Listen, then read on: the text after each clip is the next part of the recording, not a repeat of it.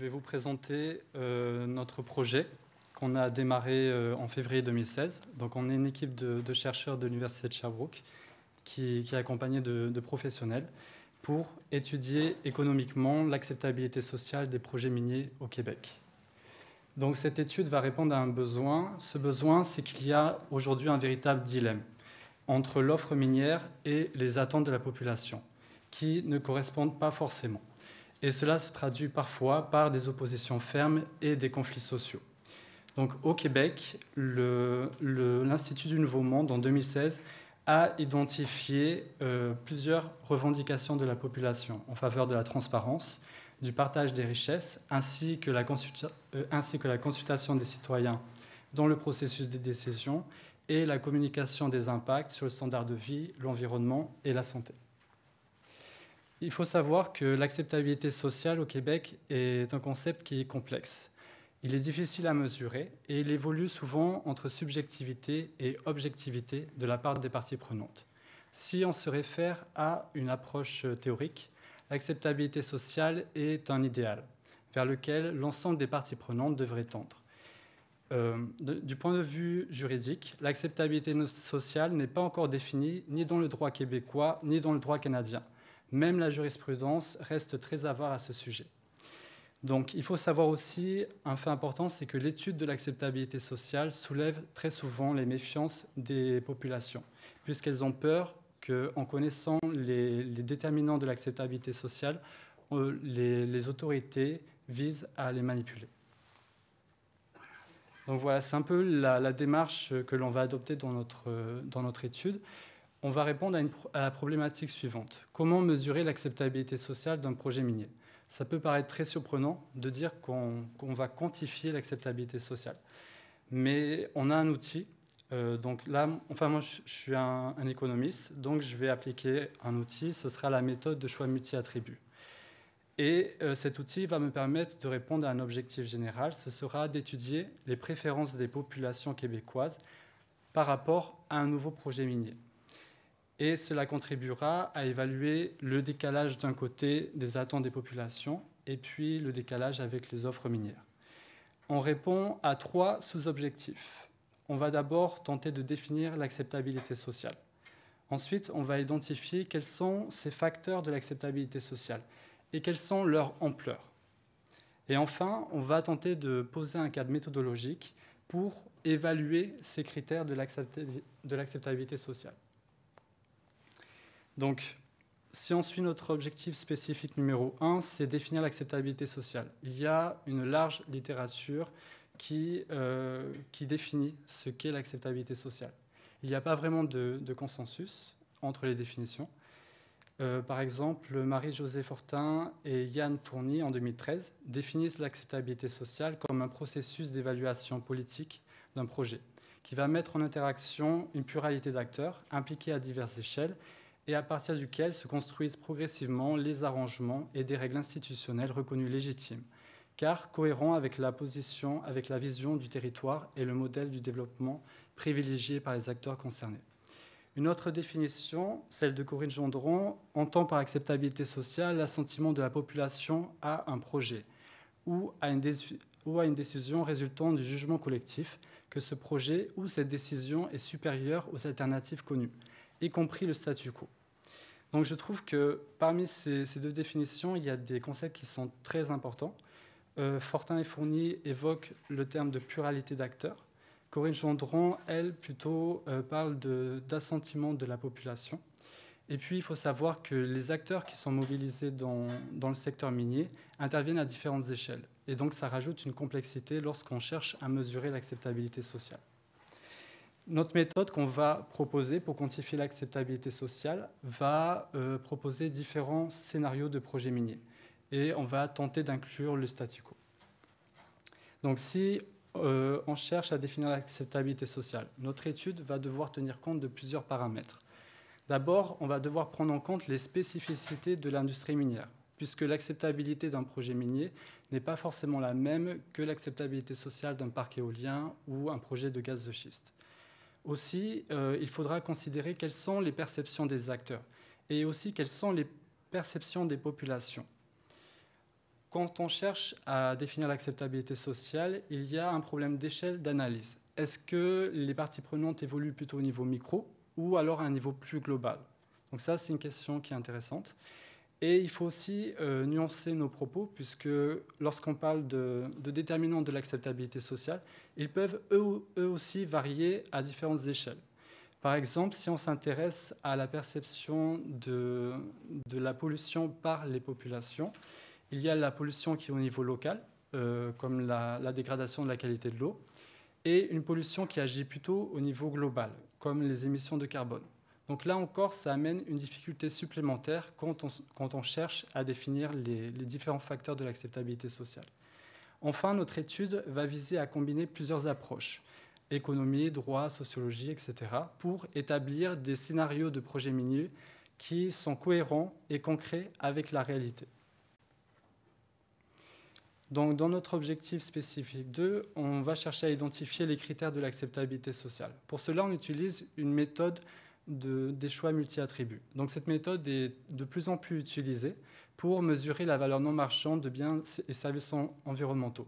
Par exemple, des politiques d'aménagement forestier. Et puis, cette méthode-là permet aussi d'évaluer la valeur non marchande de biens publics.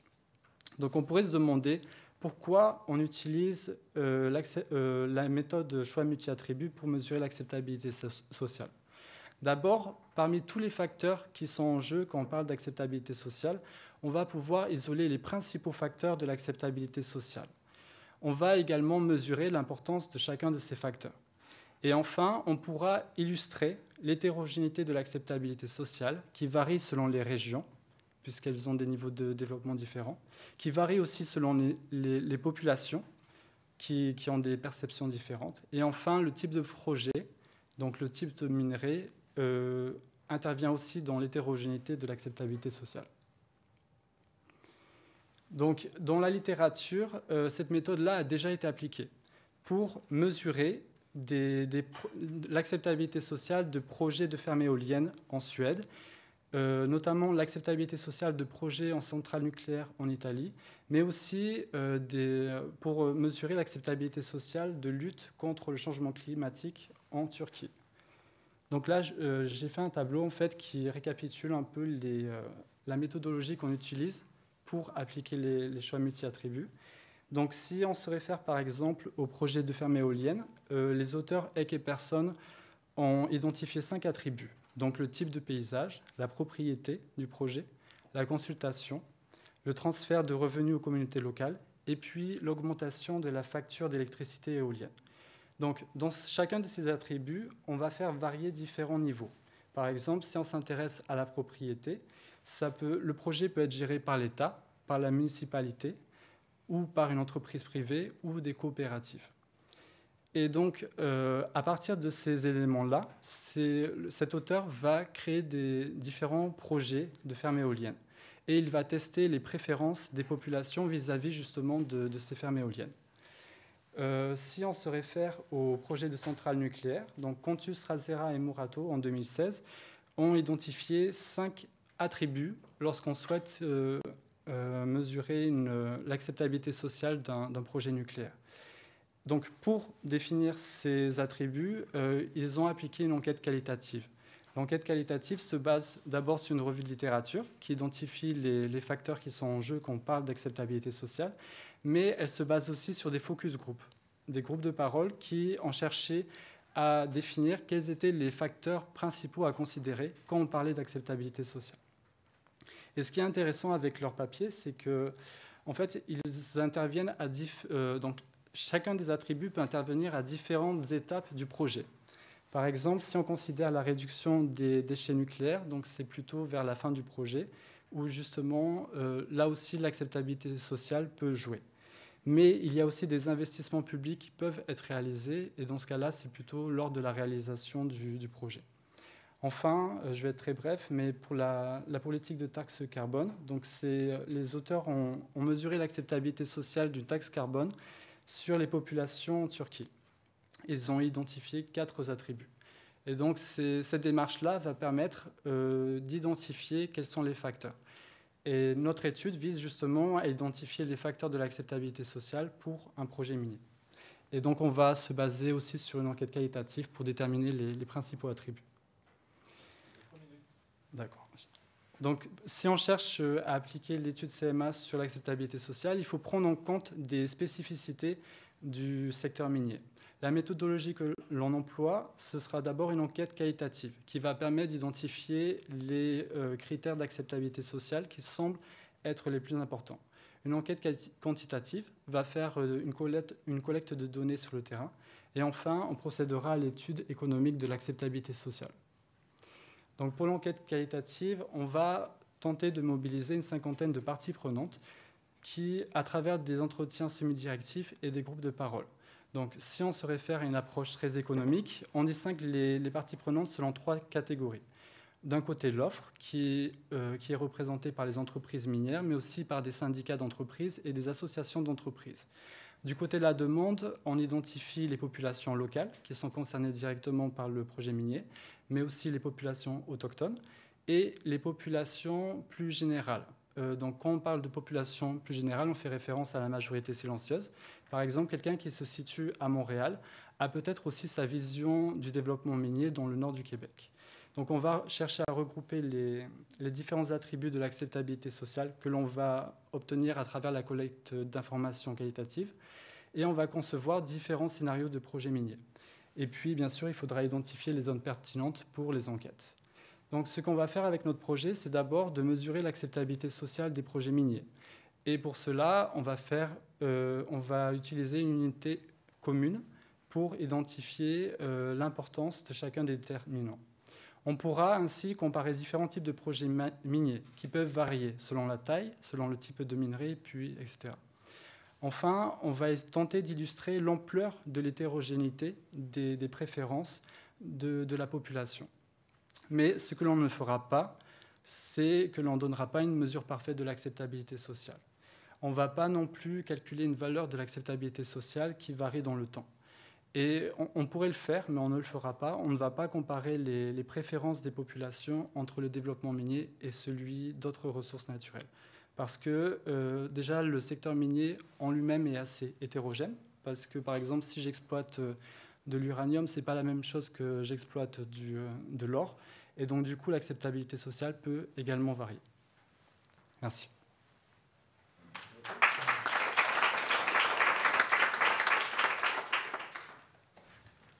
Si vous voulez, on a le temps pour quelques questions. Donc là, je vous propose de...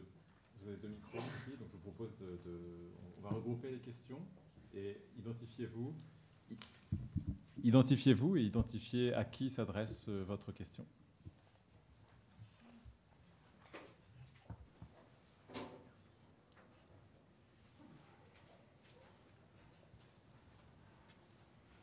Julie Rideforget, Transfert Environnement et Société. Moi, la question s'adresse à M. Corneille de la fin. Parce que nous aussi, on s'intéresse beaucoup à cette mesure-là, pas nécessairement de la mesurer, quantifier autant que vous le souhaitez. Mais, en fait, ce qui, selon moi, pourrait bonifier le modèle, c'est sûr que dans nos expériences, on a vu que le porte-parole ou la personne qui tisse les liens avec la communauté est un facteur important de l'acceptabilité sociale. Je fais un exemple. Un projet peut être mauvais avec un bon relationnel versus un projet qui est très bon avec un mauvais relationnel. Ils auront à peu près la même acceptabilité sociale. Donc, je pense que c'est important d'évaluer cette qualité relationnelle-là. Puis c'est très difficile à évaluer, puis c'est pour ça que c'est rarement dans les modèles. Mais je vous invite à aller voir les travaux de Ian Thompson par rapport à ça, sur la mesure de la licence sociale, qui est vraiment juste sur la qualité relationnelle, en fait, ou à peu près.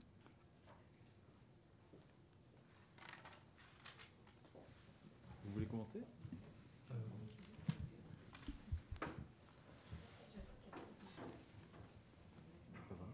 Non, c'est okay. Ça. Bonjour, Corinne Gendron. Donc, moi, vous n'en avez pas vraiment beaucoup parlé, mais je sais que vous êtes tous capables de répondre à cette question. Donc, qui la veut, la prend. C'est qu'on présente très souvent les questions de mobilisation sociale dans le Sud comme étant très différentes de celles du Nord.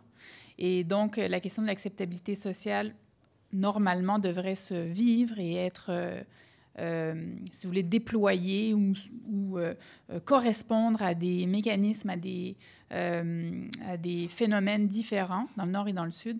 Donc, j'aimerais vous entendre. Est-ce que vous trouvez que quand on se penche plutôt sur le type, sur l'industrie minière en particulier et sur le type de conflit qui est généré, on constate à peu près le même genre de dynamique, ou si il y a quand même des clivages nord-sud qui devraient ressortir et qui pourraient être soit une modulation, soit carrément qui requerrait une différenciation théorique dans les deux cas. Merci. Michel? Oui, je peux peut-être répondre à Corinne. Il y a d'abord des points communs entre les deux. C'est toujours la gestion du territoire, fondamentalement. Et donc, dans le fond, qu'on soit dans le sud ou qu'on soit dans le nord, les gens ont les mêmes exigences de qualité de vie et d'une certaine appropriation du territoire. Donc, je crois qu'il faut insister sur les points communs. Au plan des différences, il y a deux idées qui me viennent. Le premier, c'est la notion de densité de population. Il est très clair que au voisinage des villes, la pluralité des acteurs, la densité de population, le fait que les imaginaires locaux sont déjà présents, alors que réduisent en fait le potentiel de choix. Alors que dans les zones plus vierges, a priori, il y a moins de monde, tout simplement. Ça veut pas dire qu'il y a des valeurs, en particulier des valeurs autochtones extrêmement fortes. Mais pour ce qui est de la population émigrée, déplacée, éventuellement depuis quelques générations, les potentialités sont plus vastes. Donc ça, c'est une première différence. La deuxième différence, c'est le problème de la multiplicité des économies. C'est le problème de choix. À Montréal, on peut faire des biotechnologies, on peut faire de l'aéronautique, on peut faire du commerce alimentaire, on peut faire des tas de choses. Autrement dit, les gens, la population est face à un certain nombre de choix économiques, et donc elle a une capacité de choix importante. Ce n'est pas le cas en région. C'est beaucoup moins le cas en région.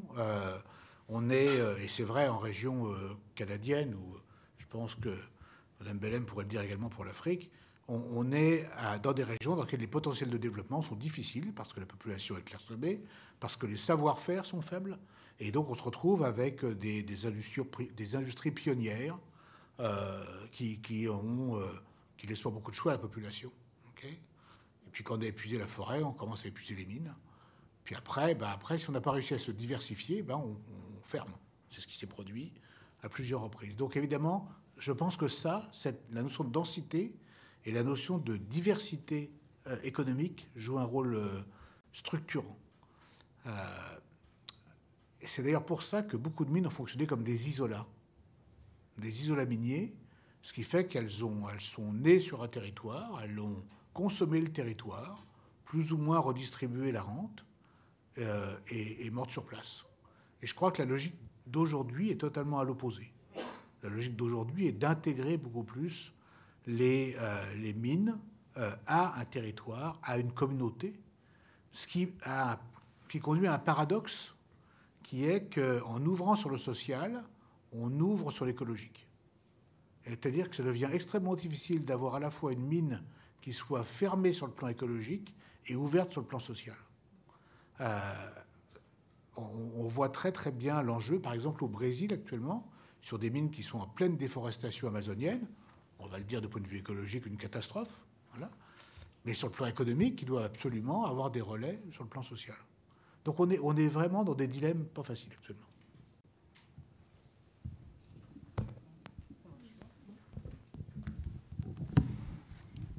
Ce que je vois comme différence additionnelle, il y a des similitudes. Au niveau de la qualité de vie, c'est sûr que les populations réagissent pour essayer de préserver leur qualité de vie par rapport aux impacts négatifs de l'industrie minière. Mais la différence fondamentale qui m'apparaît, c'est que c'est au niveau de l'éducation.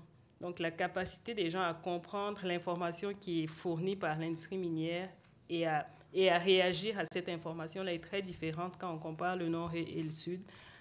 Ici, les gens sont rendus à un autre niveau où on a vraiment des experts qui ont des compétences très, très développées, qui soutiennent les communautés, qui les fournissent en information, qui leur permettent d'avoir un niveau de discussion qui qui peuvent soutenir la discussion avec les compagnies minières, avec les experts et même avec les avocats des compagnies minières, alors que dans le Sud, on est à un niveau où on a de la difficulté à interpréter, par exemple, les résultats de l'analyse de la qualité de l'eau, par exemple, et où les réactions des populations vont être disproportionnées par rapport à l'information qui est fournie. Donc, au niveau de la maîtrise de l'information et la capacité de l'analyser, à ce moment-là, je pense que la différence est là. Et on voit de plus en plus des communautés qui reçoivent le support d'organisations non gouvernementales pour les aider justement à développer cette capacité-là pour pouvoir s'asseoir à la table de discussion avec les compagnies et être en mesure de défendre leurs points. Donc, le renforcement de la capacité, pour moi, la capacité de comprendre et d'interpréter l'information, c'est,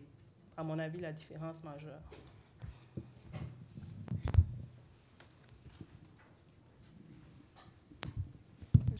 Oui, je voulais apporter quelque chose. Il y a quelque chose que j'ai vécu, ça va vraiment dans le sens de l'intervention de maintenant, c'est la gestion de la connaissance. Je pense que c'est vraiment le défi du Sud. Il faut imaginer que nos collègues universitaires dans beaucoup de régions du Sud n'ont pas du tout les mêmes moyens pour travailler que nous. Donc ils ont très très peu de moyens de production de connaissances. Donc ils ne participent pas à la publication de données accessibles pour le bien commun qui pourraient être réutilisées par des citoyens, des associations. Donc on est complètement victime de la production intellectuelle du monde privé à fin lucratif. Et le défi aujourd'hui du Sud, c'est d'arriver à produire des données qui seraient d'accès public pour le bien commun. Donc ça, c'est fondamental. Comme les grosses industries d'extraction ne sont pas forcément très contents de voir certains universitaires qui trouvent les moyens de produire des données d'accès libre, elles ont décidé de créer leurs propres universités. Donc ce que vous voyez actuellement émerger sur le modèle australien, c'est que c'est des universités qui sont financées à 100% par des industries extractives. Et on forme des petits soldats, qu'on appelle des ingénieurs, qui vont devenir des ingénieurs des mines, et qui seront complètement enrôlés dans toute une logique, un écosystème extractif. Et ça, c'est très fort. Le deuxième point, c'est une région que je connais bien, c'est la région andine en Amérique du Sud, où on continue à penser qu'il y a un secteur formel et un secteur informel. Et on continue à regarder, depuis nos lorgnettes du monde occidental, des choses qui seraient faites de manière licite et des choses qui seraient faites de manière illicite. Le Pérou est devenu le premier producteur de feuilles de coca au monde et avec la Colombie également le premier transformateur. Quand vous avez une grosse quantité de cocaïne que vous avez vendue, vous avez énormément de liquidités. Donc le meilleur moyen de laver votre argent, c'est de créer une mine. Donc si vous ne comprenez pas qu'à la base, il y a une production de richesse qui est faite dans un secteur qui est en train de se transformer dans un autre, vous ne comprenez pas pourquoi il y a une explosion minière. Et ça, c'est vraiment important à le prendre en compte. C'est-à-dire que vous avez des logiques qui sont entremêlées et il vous faut beaucoup plus de temps. Et il faut absolument repenser les limites de votre système quand vous avez décidé d'analyser les dynamiques territoriales. Moi, j'ai travaillé dans des mines andines, dans des petites vallées andines, et je me retrouvais rapidement, 3 ans après, dans les comptes bancaires des îles Caïmans. Parce que le maire de la ville avait réussi à se faire arroser au nom de l'acceptabilité sociale par les mines en présence. Donc, je crois qu'en termes d'outils analytiques, il y a des grosses différences. Et la première grosse différence, c'est la fameuse théorie des parties prenantes. Si vous partez de manière inductive, en disant « voici mes parties prenantes », vous risquez de manquer le principal. Et il n'y a que le temps, c'est-à-dire donnez-vous le temps d'analyser ce qui est en train de se passer sur les territoires pour, à la fin, peut-être découvrir quelles sont vos vraies parties prenantes. Et il n'y a pas autant de facilité à les découvrir que dans un contexte comme le nôtre au Québec. Voilà. Oui, OK. Marie-Ève Maillé, professeure associée à l'UQAM. J'ai 2 questions, je vais essayer d'y aller rapidement. La première est pour M. Corneille. Je peux pas me retenir de vous d'être légèrement critique par rapport à ce que vous avez présenté. En fait, ça m'apparaît comme une vision extrêmement désincarnée de l'acceptabilité sociale qui va à l'encontre de la compréhension que j'en ai, puis même de ce qu'on a dit aujourd'hui. La seule chose que je pourrais dire, c'est que vous voulez pas comparer les filières. Ça, c'est d'accord, mais vous n'allez pas non plus comparer la possibilité qu'il n'y ait pas de projet minier. Puis donc ça m'apparaît comme quelque chose qui est manquant à tout le moins, juste pour mettre le doigt sur ce bobo-là en particulier. Puis ma deuxième question serait pour Mme Bellem. J'aimerais savoir s'il y a des efforts particuliers qui sont déployés pour que les 10 emplois pour lesquels vous travaillez localement en Afrique, au Burkina Faso, est-ce qu'il y a des efforts qui sont déployés pour qu'ils soient destinés qu'ils soient occupés par des femmes en particulier?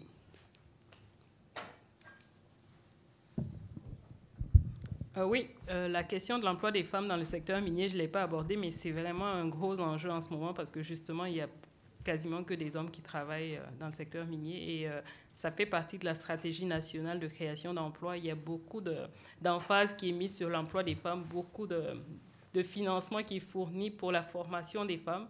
Et dans le secteur minier en particulier, c'est des projets qui sont portés par l'État d'abord et financés en partie par la Banque mondiale. Et les compagnies ont commencé également à suivre un peu cette vague-là parce que les entreprises minières, les plus grandes en tout cas, essaient de s'insérer dans les politiques nationales. Donc, au niveau de l'emploi, la politique nationale favorise la création d'emplois pour les femmes et les jeunes. Donc, ils suivent un peu la vague. Donc moi, pour répondre à la question, bon, j'ai pas eu le temps de rentrer dans tous les détails, mais avec la méthode là que je propose, on peut considérer la situation de statu quo. Donc ça veut dire que, par exemple, on propose 2 projets miniers et puis une situation de statu quo et on évalue quelles sont les préférences des populations en fonction des variations des caractéristiques du projet versus la situation de statu quo. Donc après, si on a simplifié, si on ne compare pas les préférences par rapport à un projet minier vis-à-vis d'un projet de parc éolien, c'est parce que ça devient très compliqué. Et c'est juste pour simplifier, on donne une première approximation de l'acceptabilité sociale juste pour un projet minier. Après, bien sûr, ça pourrait faire l'objet d'une autre étude, de comparer vis-à-vis d'autres projets alternatifs. Merci. Une dernière question. Oui, Pierre Batelier, HEC UQAM. Je me demandais, je sais que par exemple au Québec, la question notamment des claims miniers, de la prise de conscience d'une certaine marchandisation, commodification du sous-sol du territoire québécois a été un élément important aussi de surprise, puis qui a aussi contribué beaucoup à la mobilisation sociale, puis un sentiment un petit peu d'aliénation parfois par rapport à un certain cadre minier. Je me demandais quelle est la dynamique un petit peu dans les pays en dedans. Je sais que c'est un des pays où il y a justement un développement. Il y a par exemple au Pérou, je ne sais pas quel est le pourcentage aujourd'hui du territoire qui est claimé, mais je ne sais pas quelle est la perception. Je me demandais s'il y avait une perception dans la population, justement, un petit peu un sentiment d'aliénation avec ce phénomène récent des dernières années où de plus en plus, une grande part du territoire, du sous-sol en tout cas, finit par être détenu sous forme de claim ou des choses comme ça. Vous voyez le sens de ma question? Oui. Je visais un petit peu. Oui, c'était pas le but de la présentation, mais en règle générale, la première chose que je fais, c'est de montrer une carte du Pérou, où en fait, on a l'ensemble du territoire qui est en mise en concession. 100% du territoire, il ne reste plus rien. Mais, donc c'est ce qui est intéressant, c'est que vous devez vivre ça aussi, mais ce qu'on a fortement dans ces pays-là, c'est une concurrence interministérielle très forte. C'est-à-dire qu'on continue dans les écoles de sciences sociales et sciences de la gestion à demander à nos étudiants d'étudier l'État. Puis après, on leur demande d'étudier les ONG, puis après d'étudier les entreprises, comme si elles étaient homogènes. C'est une vraie catastrophe, parce que si vous faites un effet de loupe sur l'État, vous vous rendez compte que ce n'est pas l'État, ça n'existe pas. C'est ces administrations qui sont dans des rapports de force très importants, qui ont des missions très fortes, Et puis quand vous avez un ministère qui s'appelle le ministère des Finances, de l'Énergie et des Mines, vous imaginez bien que c'est rien que dans le titre, il annonce déjà sa propension à négocier avec les mineurs. Bon, et puis si vous avez un ministère de l'Environnement qui a à peine 8 ans d'existence et qui est en général composé des anciennes personnes qui étaient dans le monde des ONG, c'est plutôt des gens qui ont une sensibilité citoyenne très forte. Et donc, quand vous êtes dans le ministère de l'Environnement, vous êtes beaucoup plus proche de ce qui se passe dans les communautés. Puis quand vous êtes au ministère des Finances, vous êtes beaucoup plus proche des préoccupations du gestionnaire de mine. Donc ça, il y a un premier problème là à régler. La première chose que fait un responsable de communauté, s'il en a la possibilité, c'est de rentrer dans une ONG, puisqu'il gagnerait mieux sa vie. Donc arrêtez de me parler de la communauté comme si c'était un tout homogène. Il y a des gens là-dedans, il y a des rapports de force. En général, ils ne supportent pas. C'est des histoires de clans, de famille. Et tout ça, ça fait les choux gras de l'anthropologie. Donc il faut absolument arrêter de percevoir ces groupes-là comme homogènes. Ils ne le sont pas. Voilà. Et on est encore dans une vision géologique. On a le sous-sol et puis il faut absolument essayer de valoriser ce qu'il y a en dessous.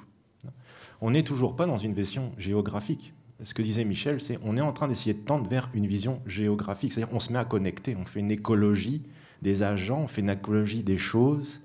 Et ça n'existe pas dans la proposition de Michel, dans les espèces de mines isolées, comme ça.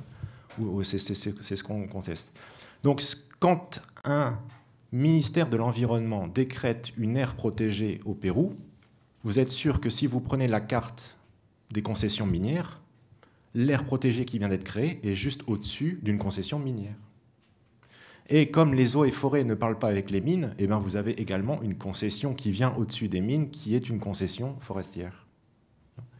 Mais moi, je ne pense pas que ça soit un bordel inorganisé. C'est au contraire la gestion chaotique la plus espérée de la part d'une partie de personnes au sein de l'État qui n'ont qu'un seul souhait, c'est de faire de l'exportation de l'ensemble des ressources primaires. Donc tout ça, c'est ce que j'appelle, moi, un bordel organisé. C'est-à-dire qu'on ne veut surtout pas se mettre à comprendre les cartes. On veut au contraire faire en sorte que les cartes soient incompréhensibles. Comme ça, on continue à générer systématiquement le chaos, et c'est une situation ingérable. Enfin, si on lit un petit peu Ostrom, on sait comment on doit gérer les ressources communes. Enfin, on le sait, c'est écrit, ça a été testé. On sait comment il faut pratiquer. Voilà. Merci. Une dernière question très rapide. Oui, Bonnie Campbell. Ma question est pour Gisèle Bellem. Vous avez abordé le sujet crucial de l'emploi. Et si on regarde où est l'emploi en Afrique de l'Ouest, dans les mines, c'est dans l'artisanal, small scale mining. Je sais que ce n'est pas votre point d'entrée, mais des choses extrêmement intéressantes se passent au Sénégal parce que le ministère a décidé de travailler avec les compagnies pour, on parle là pas de milliers d'emplois, on parle de centaines de milliers d'emplois, avec des risques de confrontation entre les pays parce que les migrants de Guinée se font tuer au Mali, etc. C'est la réalité du terrain. Dans quelle mesure est-ce qu'il y a une réflexion à l'intérieur, soit des compagnies avec lesquelles vous travaillez, ou au niveau du ministère, pour commencer à penser, non pas simplement en fonction des besoins des compagnies, mais aussi en fonction des besoins des emplois de la survivance des populations minières de longue date? Merci. C'est sûr que la confrontation entre les compagnies minières et les mineurs artisanaux est permanente parce qu'en général, les superficies qui sont octroyées par les permis miniers, ce sont des superficies qui sont déjà connues comme contenant des ressources et qui étaient fréquentées donc par des mineurs artisanaux qui, en général, refusent de quitter quand la compagnie minière arrive parce que c'est leur moyen de subsistance. Et comme vous dites, il y a vraiment beaucoup de gens qui travaillent là-dedans. Et l'enjeu en ce moment, c'est vraiment les risques liés à la santé, donc qui ont été analysés au Sénégal. J'ai vu récemment une présentation où on trouvait du mercure dans les cheveux des habitants d'une zone qui pratiquaient leur paillage. Donc, les enjeux de santé, les États essaient déjà de rendre légal donc, la pratique. Donc, pas de l'utilisation des produits chimiques, mais la pratique de l'orpaillage comme tel, faire en sorte que chaque orpailleur ait une carte officielle qui délimite l'endroit où il devrait exploiter etc. Mais la difficulté à ce niveau-là, c'est vraiment d'aller s'assurer que les gens respectent les conditions. Et je pense que c'est vraiment un processus continu parce que c'est très difficile de contenir les mineurs artisanaux qui se déplacent d'un endroit à l'autre. Et l'administration en général n'a pas les capacités de faire le suivi pour s'assurer qu'ils travaillent de manière sécuritaire, ce qui n'est en général pas le cas. Et donc, c'est vraiment un gros enjeu sur lequel je ne me suis pas penchée spécifiquement, mais qui est très problématique en ce moment et qui attire de plus en plus de personnes qui abandonnent l'agriculture pour aller vers l'espoir du gain facile, finalement. Donc, on essaie de les reconvertir également dans d'autres métiers, mais c'est très difficile. Juste un élément par rapport à la question. Actuellement, il y a une augmentation des revers vers l'or. Et je vais donner le cas de la Mauritanie. La Mauritanie, c'est un pays où il n'y a jamais eu de mineurs artisanaux parce qu'il n'y a pas d'eau. Alors, pas d'eau, pas de moyen de faire de placers, pas moyen de faire de placers, pas de mine artisanale. Sauf qu'on a inventé les poêles à frire. Avec simplement un détecteur de métaux. Chinois, $2000 à peu près. Et ça se vend comme des petits pains chauds partout. Et donc, il y a des milliers de Mauritaniens qui se sont précipités dans le Sahara aujourd'hui pour chercher de l'or. Okay, ils n'ont pas besoin d'eau. Et on reçoit des appels à l'aide actuellement. Enfin, j'ai reçu la semaine dernière un appel à l'aide des gens de Mauritanie qui disent qu'est-ce qu'on fait avec tout ça. Ça ne s'est jamais produit. Et les technologies qui sont maintenant disponibles, technologies occidentales, je dirais, rendues bon marché par les Chinois, font maintenant qu'on a des ruées vers l'or dans les endroits où il n'y en avait jamais eu. Donc je pense que la problématique se pose de plus en plus. Voilà, j'aimerais remercier nos panélistes et puis j'aimerais remercier l'audience aussi pour vos questions.